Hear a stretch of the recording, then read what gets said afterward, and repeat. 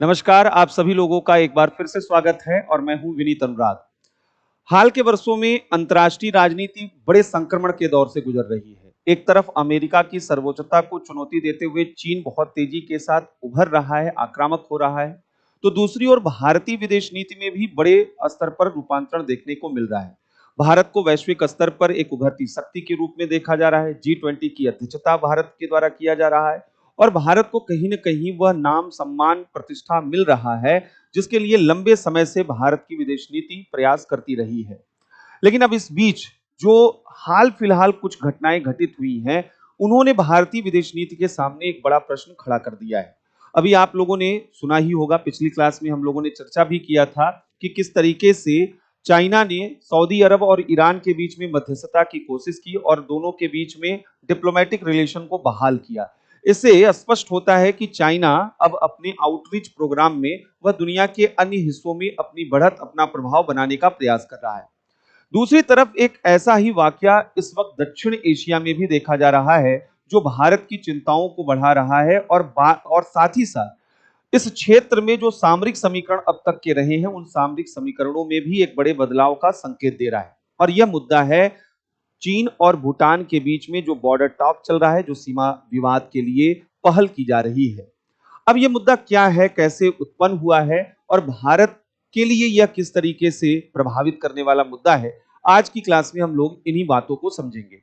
असल में यह मुद्दा अचानक अभी चर्चा में इसलिए आया कि भूटान के प्रधानमंत्री ने स्पष्ट रूप से कहा कि चीन ने भूटान की सीमा में किसी प्रकार का कोई अतिक्रमण नहीं किया है और भूटान और चीन बहुत पॉजिटिव मूड में एक दूसरे के साथ बॉर्डर टॉक पर आगे बढ़ रहे हैं। हमारे बीच थोड़े बहुत विवाद हैं, जिन विवादों का हम समाधान जल्द ही कर लेंगे।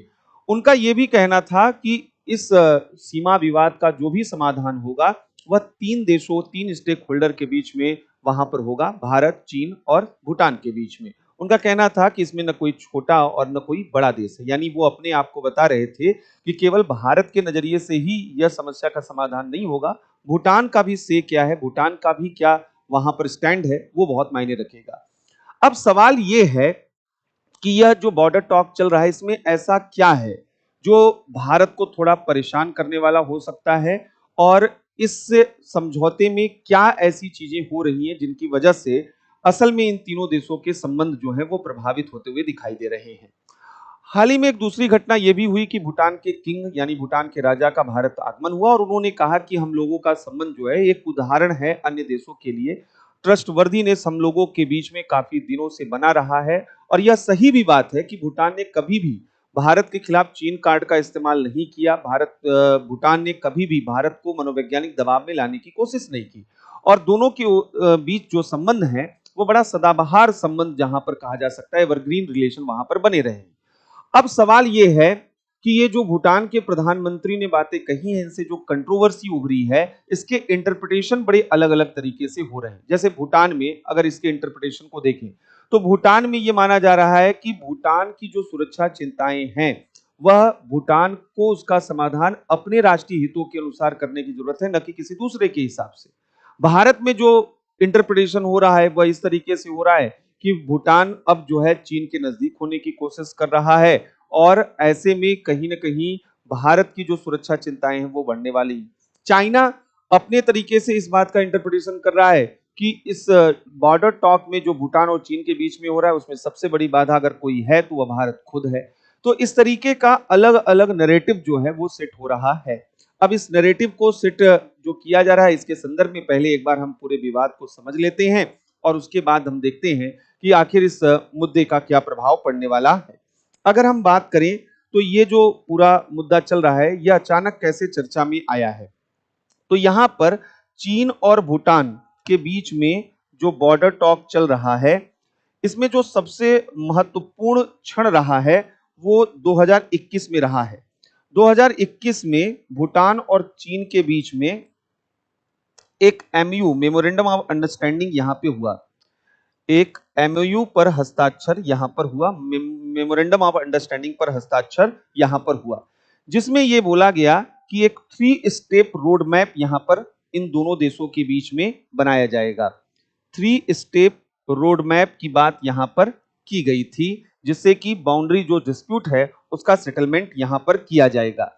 अब इसमें जो विवाद थे इन दोनों के बीच में, वह विवाद मुख्यतः दो क्षेत्रों को लेकर है। एक पश्चिमी क्षेत्र जो भूटान का है उसको लेकर यहां पर विवाद चल रहा है, और दूसरा उत्तरी क्षेत्र जो है उसको लेकर भी विवाद चल रहा है। इसके अलावा जो भूटान का पूर्वी क्षेत्र है वो भी विवादास्पद है, लेकिन अभी जो मुद्दा तत्काल यहां पर सामने है वो पश्चिमी और उत्तरी क्षेत्र को लेकर है। जो पश्चिमी क्षेत्र यहां पर दिखाई दे रहा है, ये लगभग 269 वर्ग किलोमीटर का एक क्षेत्र यहां पर है, और अगर उत्तरी क्षेत्र देखा जाए तो लगभग 495 वर्ग किलोमीटर का क्षेत्र है जो विवादास्पद यहां पर है। अब यहां पर जब इन लोगों के बीच में बॉर्डर टॉक स्टार्ट हुआ, तो बॉर्डर टॉक में पहले तो बात ये हो रही थी कि विवादित क्षेत्र है या नहीं है, कैसे इसका समाधान निकाला जाए। लेकिन आगे चलकर चाइना ने एक बड़ा महत्वपूर्ण प्रस्ताव यहां पर प्रस्तुत किया, जिसको हम पैकेज डील कहते हैं। और इस पैकेज डील में चाइना ने ये कहा कि अगर आप जो है हमें पश्चिमी क्षेत्र दे देते हैं, यानी यह क्षेत्र चीन को मिल जाए और यह क्षेत्र भूटान को हम वहां पर सौंपने के लिए तैयार हैं, और इसके साथ हर तरीके का विवाद जो भूटान और चीन के बीच में है वो खत्म हो जाएगा। अब अगर देखा जाए भूटान के नजरिए से, तो 269 वर्ग किलोमीटर देकर वह 495 वर्ग किलोमीटर की सुरक्षा आश्वस्त कर सकता है। तो कहीं ना कहीं भूटान के लिहाज से ये फायदेमंद यहां पर पैकेज डील हो सकता है, अगर उसके नजरिए से देखा जाए तो। अब यहां पर मुद्दा है कि यह इतना जटिल मुद्दा क्यों है, क्योंकि ये जो पश्चिमी क्षेत्र आप देख रहे हैं, इस पश्चिमी क्षेत्र में दो महत्वपूर्ण क्षेत्र हैं। एक तो चुंबी घाटी का यह क्षेत्र है जो बहुत ज्यादा महत्वपूर्ण है, और दूसरा डोकलाम पठार। जो डोकलाम पठार का क्षेत्र है, ये दो महत्वपूर्ण यहां पर क्षेत्र देखने को मिल रहे हैं। तो ये यहां पर सबसे महत्वपूर्ण जो है देखने को मिल रहा है। अब ये चुंबी घाटी का क्या इंपॉर्टेंस है, क्या यहां पर जो है इक्वेशन है, पहले उसको समझिएगा। असल में अगर हम चुंबी घाटी की बात करें तो ये आपका ये जो घाटी देख रहे हैं आप, चुंबी घाटी है यहाँ पे, और ये जो चुंबी घाटी यहाँ पर आप देख रहे हैं, ये एक ट्राई जंक्शन है। ट्राई जंक्शन कहाँ पे, एक तरफ सिक्किम है, एक तरफ भूटान है, और दूसरी तरफ जो है यहाँ पर चाइना है। तो इनका ट्राई जंक्शन यहाँ पर है। चुंबी जो घाटी है ये सामरिक दृष्टि से बहुत महत्वपूर्ण है, क्योंकि इस पर जिसका भी नियंत्रण होगा वो आसपास के क्षेत्रों पर बेहतर निगरानी कर पाएगा, और यहां से उसको एक सामरिक बढ़त मिल पाएगी।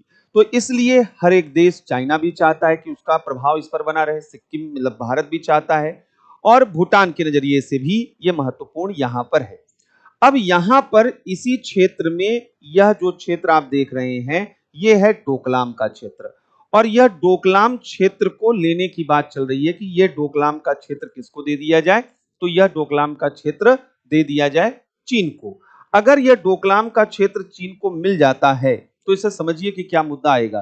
तो चुंबी घाटी में जो चीन का प्रेजेंस है वह थोड़ा और विस्तृत हो जाएगा, वह सकरा क्षेत्र और थोड़ा विस्तृत हो जाएगा, और यह डोकलाम क्षेत्र ऊंचाई पर अवस्थित है। तो ऊंचाई पर अवस्थित होने के कारण अगर चीन का प्रभाव यहां पर पड़ता है तो भारत की यह जो सिक्किम क्षेत्र है इसकी निगरानी करना यह बहुत आसान हो जाएगा। यहां पर अपना सैन्य प्रेजेंस बनाना उसके लिए क्या हो जाएगा, आसान। तो पहली चीज है कि इससे उसे सामरिक बढ़त की स्थिति वहां पर रहेगा, और चीन को के साथ भारत का अगर कभी भी सैन्य झड़प होता है, युद्ध जैसी स्थितियां बनती है, तो चाइना अपने को एडवांटेज कंडीशन में लाना चाहता है। अब भारत क्या चाहता है, भारत चाहता है कि डोकलाम भूटान का क्षेत्र है और भूटान के पास ही ये बना रहे, और भूटान इसमें किसी तरीके का कोई समझौता न करे।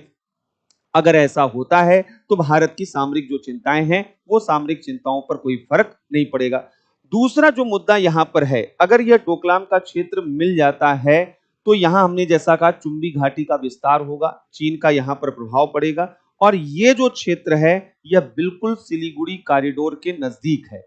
अगर यहां पर चीन अपना प्रभाव बनाता है तो कल को युद्ध जैसे हालात में सिलीगुड़ी कॉरिडोर, जिसको चिकन नेक कॉरिडोर भी कहते हैं, चाइना यहां तक अपनी पहुंच बढ़ा सकता है। और यदि अपनी पहुंच यहां पर वह बढ़ा देगा तो यही वो रास्ता है जिसके जरिए भारत वह पूर्वोत्तर राज्यों में प्रवेश करता है, और भारत के पूर्वोत्तर राज्यों से भारत का संपर्क क्या हो जाएगा, टूट जाएगा। और ऐसे में यह भारत की राष्ट्रीय सुरक्षा और अखंडता के लिए एक बड़ा खतरा यहां पर बनेगा। तो इस वजह से भारत जो है वह अभी तक इस बॉर्डर डील को लेकर बड़ा सशंकित यहां पे रहा है कि अगर वाकई कि भूटान ने यह क्षेत्र उत्तर क्षेत्र के बदले में पश्चिम का क्षेत्र चीन को दे दिया तो भारत के लिए सामरिक चिंता का विषय यहां पर बनने वाला है। अब सवाल यहां पर यह है कि ये तो बॉर्डर डील जो होना है, मेमोरेंडम ऑफ अंडरस्टैंडिंग जो हुई थी पैकेज डील पर, तो भूटान के प्रधानमंत्री ने जो वक्तव्य दिया है तो कहीं ना कहीं यह इशारा मिल रहा है कि क्या वाकई भूटान जो है वह अब धीरे धीरे जो है चीन के साथ कन्विंस हो रहा है। क्योंकि 96 में जब यह बात आई थी 1996 में, तब भूटान ने इसे पैकेज डील को अस्वीकार कर दिया था। कहा गया उस वक्त कि सुरक्षा भारत की सुरक्षा चिंताओं को ध्यान में रखते हुए भूटान ने ऐसा काम किया है और 98 से यहां पर स्टेटस क्यो लगा दिया गया, यथास्थिति लगा दिया गया कि अभी कोई बॉर्डर टॉक आगे नहीं बढ़ेगा। तो यहां पर कोई मुद्दा उसके बाद उभरा नहीं चीन और भूटान के बीच में। लेकिन 2017 में डोकलाम का यही क्षेत्र था जहां चीन की सेनाएं आई और चूंकि भारत ने भूटान के साथ मित्रता संधि 1949 में किया हुआ है, 2007 में उसका रिन्यू हुआ था, उस समझौते के तहत भारत की सेनाएं यहां पर पहुंच गई थी। तो आप सबको एक चीज और मालूम होना चाहिए कि डोकलाम में जो 2017 में भूटान चीन और भारत की सेनाएं आमने सामने थी, तो वो डोकलाम का क्षेत्र भारत का नहीं है, वो डोकलाम का क्षेत्र किसका है? भूटान का है। लेकिन वहां एक समझौते के तहत भारत की सेना पहुंची हुई थी और वहां पर उन्होंने बहादुरी के साथ चीन की सेना का सामना किया और अंततः देखा गया कि चीन और भारत दोनों की सेनाओं को एक दूसरे के साथ विड्रॉ करना पड़ा। ये दोनों सेनाएं वहां पर हटी। लेकिन बाद में फिर यहां सैटेलाइट इमेज के जरिए, मीडिया सोर्सेस के जरिए ये बात सामने आई कि चाइना ने इस क्षेत्र में गांव बसाना स्टार्ट कर दिया है। चाइना यहां पर कई क्षेत्रों में इंक्रोच कर रहा है डोकलाम के क्षेत्र में। अब ऐसे में भूटान के संदर्भ में इस बात को देखिएगा, भूटान के पास बड़े लिमिटेड ऑप्शन है। भूटान को यह लगता है कि अगर भारत जो है उसको सुरक्षा देने में सक्षम होता तो शायद यह मुद्दा इतना बड़ा मुद्दा नहीं बनता। अभी जिस तरीके से चाइना और इंडिया के बीच में वहां पर राइवलरी चल रही है और जिस तरीके से चाइना एग्रेसिव हो रहा है, तो भूटान को कहीं ना कहीं यह शंका जरूर होगी कि क्या डोकलाम में 2017 में जो भारत ने सुरक्षा प्रदान की थी, क्या अगर ऐसी स्थितियां फिर आई तो क्या भारत वह सुरक्षा देने में सक्षम होगा या नहीं होगा? क्योंकि चाइना का एग्रेशन बढ़ रहा है और यह दिख रहा है भूटान को भी। तो भूटान डरा हुआ है। भूटान के लिए डोकलाम का इलाका हो या उसका उत्तरी भूटान का हिस्सा हो, भूटान के लिए दोनों हिस्सों में कोई ऐसा अंतर वहां पर वह नहीं कर रहा है कि डोकलाम सामरिक दृष्टि से उसके लिए बहुत महत्वपूर्ण है, ऐसा भूटान को नहीं लगता। भूटान एक खुशहाल देश है, भूटान एक शांत देश है, मिलिट्री एक्सरसाइजेज में वो बिलीव नहीं करता है, वह बहुत ज्यादा सैन्य झड़पों में बिलीव नहीं करता है। तो भूटान को लगता है कि यह एक ऐसा हेडेक है, अगर इस पर एक बार हम चीन के साथ बातचीत करके सलूशन ले ले तो बार बार जो चीन के साथ विवाद बना रहता है और सुरक्षा डर लगा रहता है भूटान को, वो समस्या का समाधान वहां पर मिल सकता है। तो शायद भूटान इस नजरिए के साथ वह चीन के साथ समझौता कर ले। लेकिन जैसा हमने कहा कि अगर ऐसा होता है तो मुद्दा भारत के लिए गंभीर है, क्योंकि भारत जो है फिर ऐसी स्थिति में वह यहां पर अपना सामरिक प्रभाव खो देगा और सुरक्षा के जो खतरे हैं वो भारत के लिए बढ़ जाएंगे, खासकर चिकन नेक कॉरिडोर को लेकर। लेकिन ये इतना सरलीकृत मुद्दा भी नहीं है कि हमने 2 पॉइंट्स बताए और इसमें ये बात आप समझ गए। असल में मुद्दा ये है, भारत के लिए चिंता का विषय इसलिए भी है कि चाइना अगर बॉर्डर टॉक सक्सेसफुली भूटान के साथ कर लिया तो चाइना भूटान के साथ डिप्लोमेटिक रिलेशन भी बनाएगा। आगे वह इस बफर स्टेट में अपनी भूमिका और अधिक बढ़ाएगा और दक्षिण एशिया में भारत के ऊपर मनोवैज्ञानिक बढ़त बनाने में उसे एक बड़ी सफलता यहां पर मिल सकती है। इसकी वजह यह है कि भूटान ने आज तक अपनी धरती का प्रयोग वह चीन द्वारा नहीं होने दिया है, भारत के खिलाफ नहीं होने दिया है। जैसा नेपाल के साथ है वैसा भूटान के साथ नहीं है। नेपाल में यह देखा जाता रहा है कि नेपाल अपनी जो है नीतियों में बदलाव करता रहा है, कभी वह चीन की तरफ झुक जाता है, कभी भारत की तरफ झुक जाता है। भारत के लिए बड़ा दबाव का मुद्दा वहां पर बन जाता है। भूटान ने कभी भी भारत के साथ ब्लैकमेलिंग, सौदेबाजी ये करने की कोशिश नहीं की है।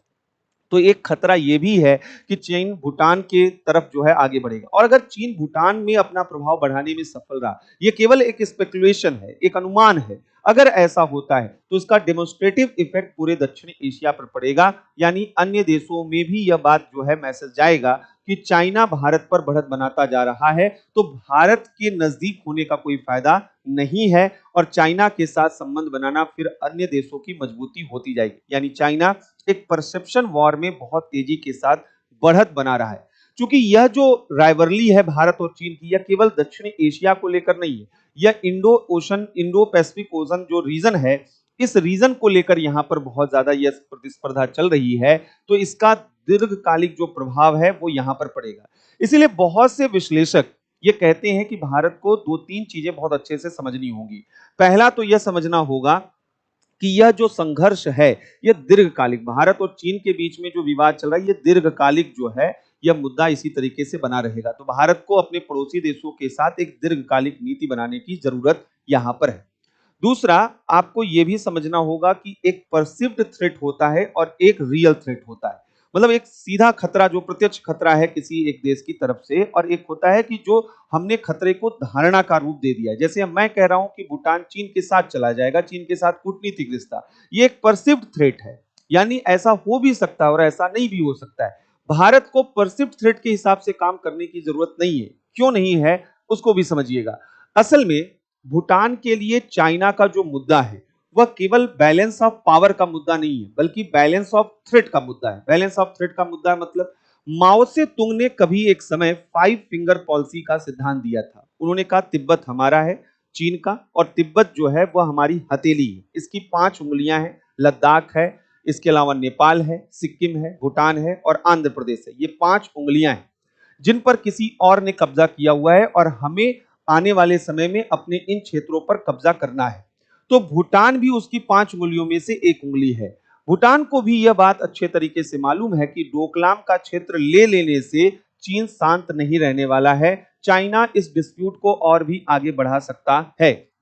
ऐसे में भूटान के पास अगर उसने भारत का भरोसा खो दिया तो भूटान के लिए यहां पर अपने अस्तित्व के सामने ही बड़ा खतरा हो जाएगा। दूसरा, आज स्थिति यह है कि भूटान 85% आयात और 80% निर्यात भारत के साथ करता है, यानी पूरी भूटान की इकोनॉमी वो भारत पर डिपेंडेंट है। तो भूटान भारत को बिल्कुल अवॉइड करके, निग्लेक्ट करके, उसके सिक्योरिटी कंसर्न को निग्लेक्ट करके वह खुद सुरक्षित नहीं हो सकता है, क्योंकि असल में भूटान के लिए भारत ही सुरक्षा प्रदायक के रूप में रहा है, और अगर उसका सुरक्षा प्रदायक ही खतरे में पड़ जाए तो फिर उसकी सुरक्षा की क्या ही गारंटी होगी।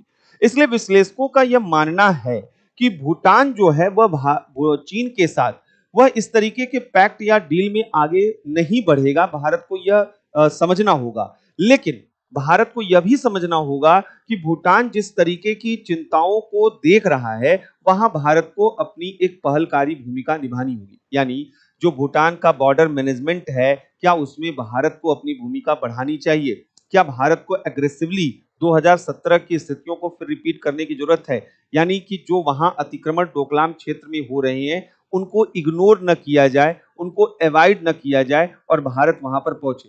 भूटान के राजा की भारत यात्रा हुई तो इससे यह संकेत मिल रहा है कि यह, बहुत से लोगों का कहना है पहले से ही शेड्यूल ये यात्रा थी, लेकिन बहुत से लोगों का कहना है कि जो भूटान के प्रधानमंत्री ने यूरोप में वक्तव्य जारी किया और यह आशा व्यक्त की कि भूटान और चीन के बीच सीमा समझौता हो जाएगा, उसके बाद भारत की जो सुरक्षा चिंता बढ़ी और उसी पृष्ठभूमि में भूटान के राजा का यहां पर आना हुआ है। तो कहीं ना कहीं दोनों देश इस बात को समझ रहे हैं कि दोनों एक दूसरे की जरूरत है और इसमें एक दीर्घकालिक रणनीति बनाने की जरूरत है। यानी हमें यह समझना होगा कि हो सकता है कि भूटान वह डोकलाम के मुद्दे पर भूटान चीन के साथ सीमा समझौते पर आगे न बढ़े और हो सकता है आगे बढ़े। इन दोनों परिस्थितियों में भारत किस तरीके से अपनी पॉलिसी को यहां पर लेकर चल रहा है, यानी भूटान में आपका अगर अपना प्रभाव नहीं रहेगा तो निश्चित रूप से आने वाले समय में यह खतरा बन सकता है। तो इस मुद्दे पर अभी इतना ही हम लोग देखते हैं।